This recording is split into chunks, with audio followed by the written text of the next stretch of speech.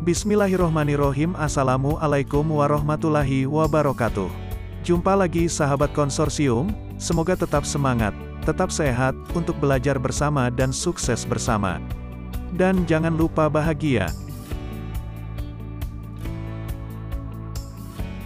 Sungai Citarum merupakan sungai terpanjang di Jawa Barat.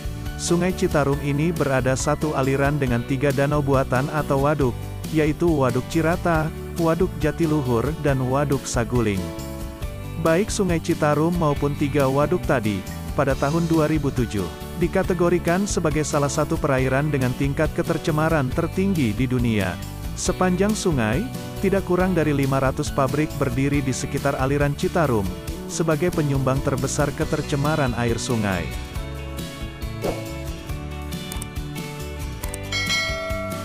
Adapun 3 waduk yang berada pada aliran Sungai Citarum, Cirata, Jatiluhur dan Saguling, overkapasitas budidaya perikanan sistem kolam jaring apung, dituduh sebagai aktivitas yang turut mempercepat rusaknya kualitas air Sungai Citarum.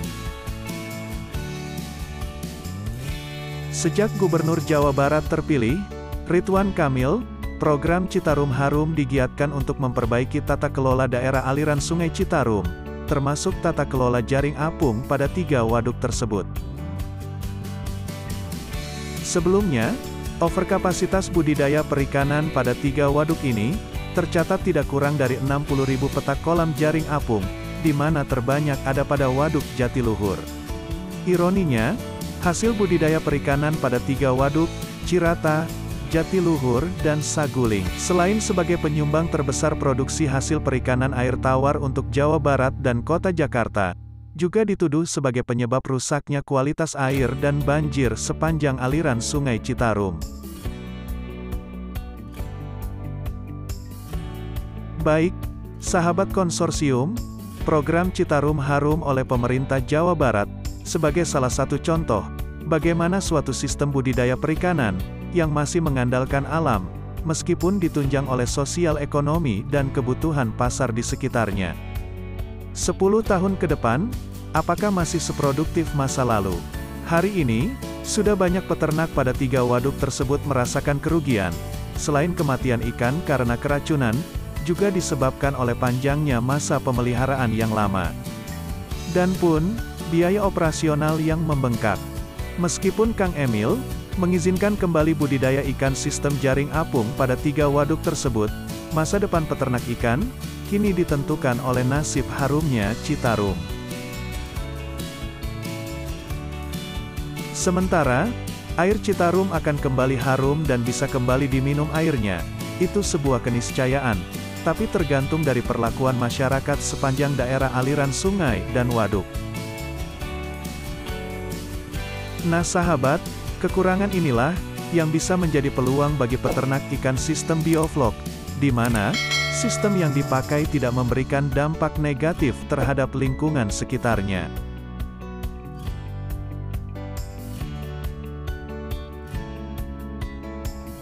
Bahkan peneliti mengatakan, air bioflok yang terbuang ke perairan umum akan memberikan dampak positif pada air dan tanah pertanian.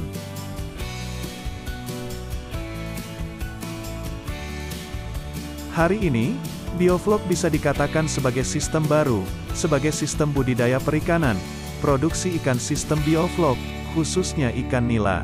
Hasil produksinya masih kalah jauh dibanding sistem kolam jaring apung, sistem kolam air deras dan kolam tanah. Tapi untuk masa depan, budidaya ikan nila sistem bioflok, sudah pasti akan lebih cerah dibanding sistem yang lain yang kita sebutkan tadi.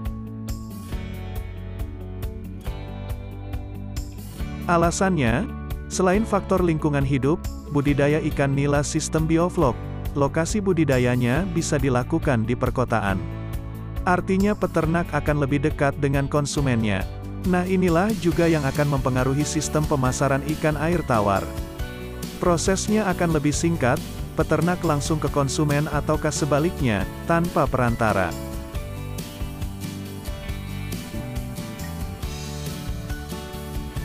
Dengan begitu, kesejahteraan peternak budidaya ikan nila sistem bioflok akan lebih baik dibanding dengan peternak sistem lainnya.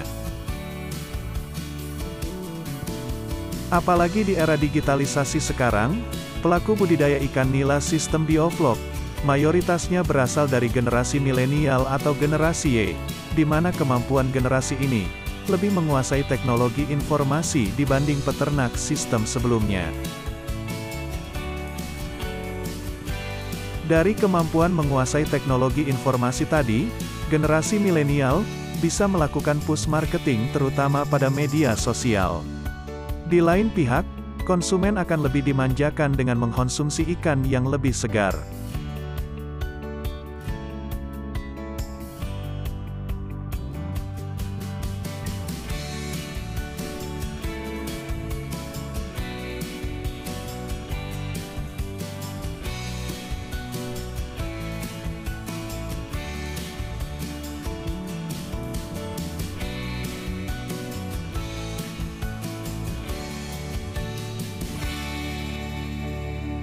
Sebagai penutup pada konten kita kali ini, masihkah kita berharap berbudidaya ikan pada daerah aliran sungai, seperti halnya aliran Sungai Citarum? Kita yakin, di masa depan, akan ada citarum-citarum lain yang akan berdampak selain pada pembudidaya.